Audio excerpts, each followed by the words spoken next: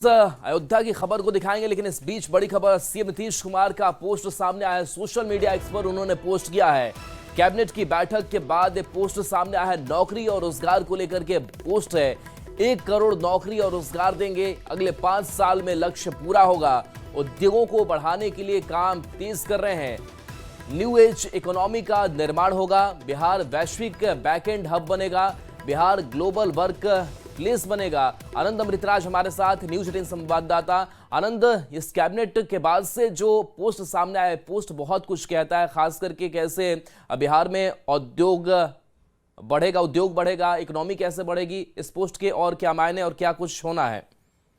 देखिए राहुल, निश्चित तौर पे नीतीश कुमार की नई सरकार के बाद ये पहली कैबिनेट की बैठक थी जो बेहद महत्वपूर्ण मानी जा रही है। और नीतीश कुमार ने आने वाले 5 सालों के लिए अपना विजन जनता के सामने पेश कर दिया है। नौकरी रोजगार से लेके बिहार में उद्योग धंधे कैसे लगेंगे, इसकी विस्तृत जानकारी उन्होंने दिया। सबसे महत्वपूर्ण बात है कि चुनाव के समय नरेंद्र मोदी हो या नीतीश कुमार हो, उन्होंने बिहार की जनता से वादा किया था कि अगर हमारी सरकार बनेगी तो आने वाले 5 सालों में बिहार को विकसित बिहार बनाएंगे और साथ ही 1 करोड़ लोगों को रोजगार भी देंगे, युवाओं को रोजगार देंगे।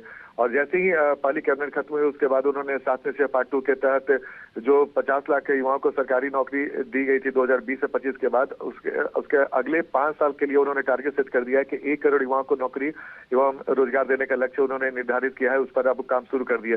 लेकिन सबसे महत्वपूर्ण बात है कि बिहार में बड़े पैमाने पर उद्योग लगाए जाएंगे, निवेश किए जाएंगे, इसकी चर्चा लगातार चुनाव के समय थी। लेकिन अब नीतीश कुमार ने जो कैबिनेट की बैठक के बाद जो सोशल मीडिया पर जो पोस्ट करके जो बातें बताई है, वो बेहद महत्वपूर्ण हो जाता है कि बिहार में न्यू एज इकोनॉमी के निर्माण का लक्ष्य रखा गया है। इस लक्ष्य को प्राप्त करने के लिए बिहार से संबंध रखने वाले अग्रणी उद्यमियों के सुझाव प्राप्त कर योजनाओं और नीतियों का निर्धारण किया जाएगा। यानी कि जो बिहार के उद्योगपति हैं, जो देश और दुनिया में कई भी है, उनसे राय ली जाएगी कि बिहार को कैसे विकसित किया जाए, कैसे बिहार में बड़े पैमाने पर उद्योग लगाया जाए। साथ ही बिहार को एक वैश्विक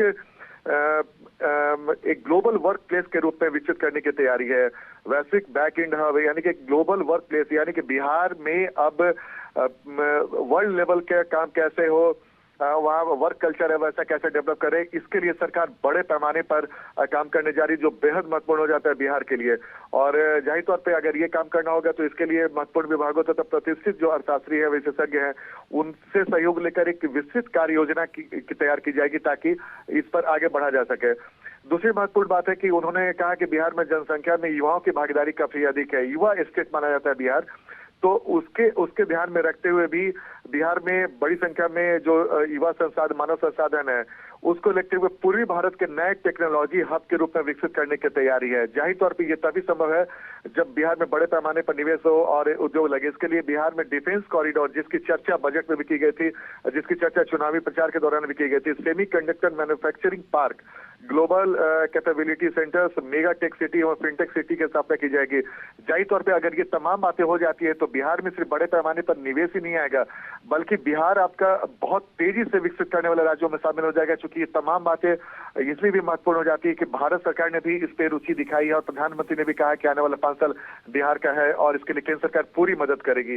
तो ये कुछ महत्वपूर्ण बातें हैं। दूसरी महत्वपूर्ण बात है कि राज्य में जो चीनी मिले हैं, जो नई चीनी मिले, जिसके बाद चर्चा अमित शाह ने भी अपने चुनावी सभा में कहा था कि बिहार में 25 नए चीनी मिल खोलेंगे, तो उसकी भी जानकारी उन्होंने दी है। साथ ही जो पुराने जो बंद पड़े चीनी मिल थे उसे भी खोलने की तैयारी की जा रही है, उसके लिए भी कार्य योजना बनाई जा रही है।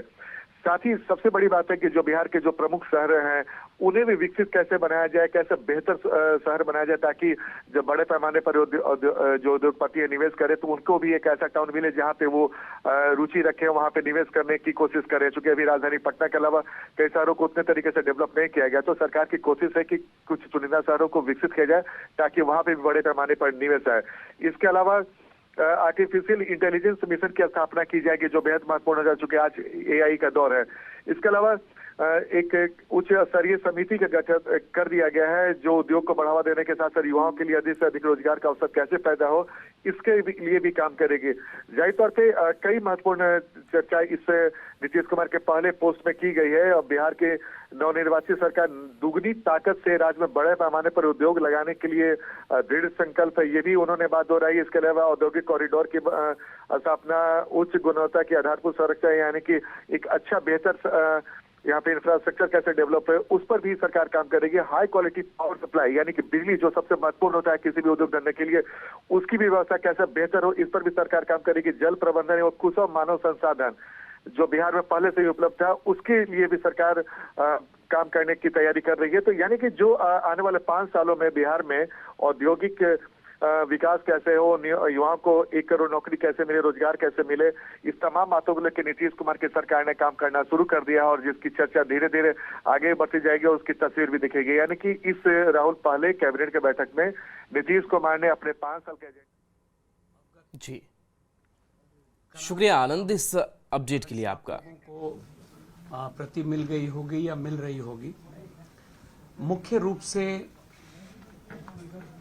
जो आज कुछ निर्णय हुए हैं वो उद्योग के जाल को बिछाने का है और बड़े पैमाने पर रोजगार सृजन का है।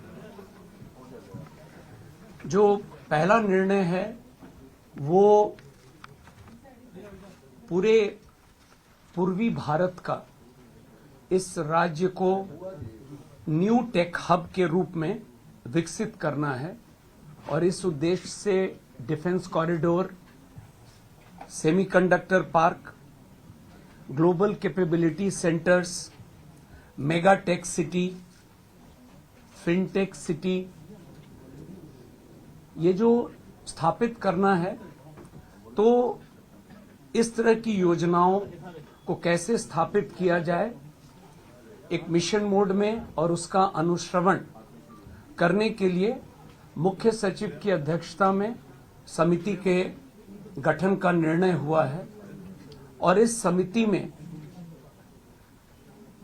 राज्य, देश के स्तर पर और अंतर्राष्ट्रीय स्तर पर वैसे परामर्शी, वैसे लोग जो इन क्षेत्रों में काम बहुत अच्छा किए हैं, उनको भी समिति का सदस्य बनाया जाएगा और एक निश्चित समय सीमा अंतर्गत 6 माह के अंदर में यह रिपोर्ट प्राप्त करके और फिर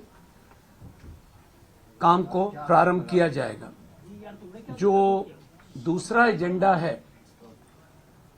वो बिहार को एक न्यू एज इकोनॉमी के अंतर्गत वैश्विक बैक एंड हब और ग्लोबल वर्क प्लेस को अगले 5 साल में करने के लिए, जैसा मैंने शुरू में कहा, पूरे स्टेट में, हर जिले में इस काम को कैसे अचीव किया जाए, इसके लिए भी पुनः एक समिति का गठन की स्वीकृति दी गई है और इसमें भी पुनः वैसे लोग विशेष रूप से जो इस क्षेत्र में राष्ट्रीय स्तर पर, अंतर्राष्ट्रीय स्तर पर काम किए हैं, उनको समिति का सदस्य बनाया जाएगा और यह प्रतिवेदन भी हम लोग कोशिश करेंगे कि कम से कम समय में प्राप्त करके उसके आलोक में अगले 5 साल में इन क्षेत्रों में काम कैसे होगा।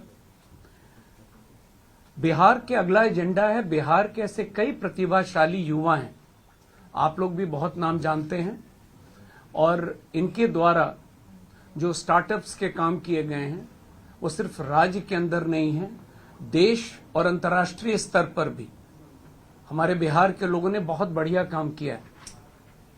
तो अगला एजेंडा है, इन लोगों की मदद हम लोग लेंगे और जो समिति का गठन किया जा रहा है उसमें ये लोग भी रहेंगे और इन लोगों से अनुरोध किया जाएगा कि इनके जो एक्सपीरियंस है उसका लाभ हम लोग भी लें और यह लक्ष्य है कि बिहार के बाहर जो लोग इन क्षेत्रों में काम कर रहे हैं उनको बिहार के अंदर में लाया जाए ताकि रोजगार के अवसर और बढ़ें। तो आप लगातार देख रहे होंगे आज जो महत्वपूर्ण निर्णय उद्योग के प्रक्षेत्र में लिए गए हैं, मकसद स्पष्ट है कि उद्योग के क्षेत्र में तेजी से काम होगा ताकि रोजगार के अवसर लोगों को मिलेंगे। और अगला निर्णय है आर्टिफिशियल इंटेलिजेंस को मिशन मोड में काम करने के लिए ये भी एक निर्णय हुआ है, समिति का गठन किया गया है और एआई के क्षेत्र में इसका लाभ विभिन्न विभागों में कैसे लिया जाए, चाहे वो हमारे सरकारी कर्मचारी हों, पदाधिकारी हों या बिहार के लोग हों, सबके लिए इसको कैसे फैसिलिटेट किया जाए। तो इस समिति की भी स्थापना आज कैबिनेट ने स्वीकृति दी है और इसमें भी जो बेस्ट ब्रेन्स हैं, जो कंपनीज हैं, प्राइवेट प्लेयर्स हैं, उनको भी कोऑप्ट किया जाएगा। तो देखिए, कैबिनेट की बैठक के बाद मुख्य सचिव प्रत्यय अमृत को आप सुन रहे थे और कहा कि जो फैसला हुआ है उद्योग को जाल बिछाने और बड़ी संख्या में रोजगार सृजन का। एक छोटे से ब्रेक